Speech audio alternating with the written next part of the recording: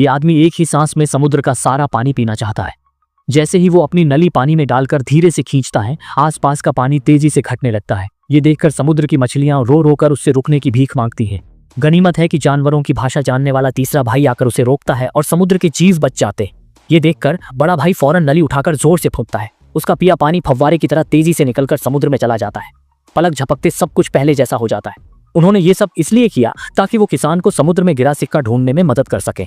जब सुनहरी मछलियों को पता चलता है तो वो पानी में जाकर साथियों को सोना ढूंढने बुला लाती हैं। कुछ देर में सफेद लहरों का झोंका आता है। एक बूढ़ा समुद्री कछुआ सोने से भरा कटोरा अपनी पीठ पर लाद कर किनारे आ जाता है। छोटी सुनहरी मछली चाहती है कि किसान सोना रख ले, लेकिन किसान मना कर देता है क्योंकि उसका तो बस एक मामूली सिक्का ही खोया था। वो इतनी दौलत कैसे ले सकता है। तीनों भाइयों के समझाने पर बूढ़ा आदमी मान जाता है, लेकिन ये खुशी ज्यादा नहीं टिकती। तीनों भाइयों के कारनामों की खबर जल्द ही बूढ़े मजिस्ट्रेट तक पहुंचती है। दुष्ट मजिस्ट्रेट हुक्म देता है कि जानवरों की भाषा जानने वाले तीसरे भाई को दरबार में लाया जाए। उसे बाघ की मांद में डाल दिया जाता है। वह देखना चाहता है कि यह आदमी बाघ के सामने क्या करता है। सबको लगा तीसरा भाई मारा जाएगा, लेकिन जैसे ही बड़ा बाघ उसकी तरफ झपटता है, वो हाथ हिलाकर जोर से चिल्लाता है। खूंखार बाघ पल में ही चौंक कर रुक जाता है। अब वो खूंखार बाघ एक बिल्ली की तरह शांत हो जाता है और खुद को सहलाने देता है। ये देखकर मजिस्ट्रेट गुस्से में आ जाता है। वो उसे लोहे के खंभे से बांधकर आग लगाने का हुक्म देता है। उस रात तीसरा भाई एक चिड़िया बुलाता है और उसे अपनी निशानी देकर घर खबर पहुंचाने को कहता है। घर पर जब उसकी माँ और भाई चिंता में होते हैं, तभी चिड़िया वक्त पर लाल धागे वाली निशानी ले आती है। तीसरे भाई की मुसीबत पता चलने पर दोनों भाई रातों रात पहाड़ से उतरकर शहर पहुंच जाते हैं। जल्द ही तीसरे भाई को सजा की जगह पर ले जाया जाता है।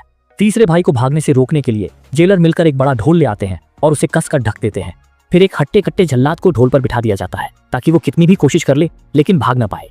जल्द ही मजिस्ट्रेट भी सजा की जगह पर पहुंच जाता है। जल्लाद उसे देखकर घबराकर आगे बढ़ता है और उसकी चापलूसी करने लगता है। इसी बीच दूसरा भाई चुपके से तीसरे भाई को बचा लेता है और उसकी जगह खुद खंभे से बंध जाता है। चाहे कितनी भी तेज आग क्यों ना हो, उसे जरा भी चोट नहीं लगती। हमेशा शांत रहने वाला दूसरा भाई गुस्से में एक बार चिल्लाता है और सारी आग डरकर बुझ जाती है।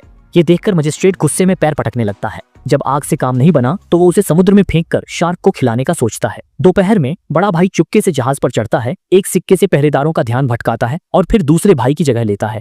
जब मजिस्ट्रेट का जहाज गहरे समुद्र में पहुंचता है, सिपाही एक भारी पत्थर बड़े भाई के गले में बांधकर उसे समुद्र में फेंक देते हैं, लेकिन तीसरे भाई ने शार्क को रस्सी काटने का हुक्म दे दिया था। बचते ही बड़ा भाई समुद्र में अपनी शक्ति दिखाता है। देखते ही समुद्र की सतह पर तेज लहरें उठती हैं। एक विशाल भंवर घूमने लगता है। जहाज इस हमले को नहीं झेल पाता। जहाज चट्टानों से टकराकर टुकड़ों में बिखर जाता है। मजिस्ट्रेट पानी में गिरता है और फिर उसका पता नहीं चलता। कहते हैं अच्छे का नतीजा अच्छा और बुरे का बुरा होता है। कर्म का फल जरूर मिलता है, बस सही वक्त का इंतजार होता है।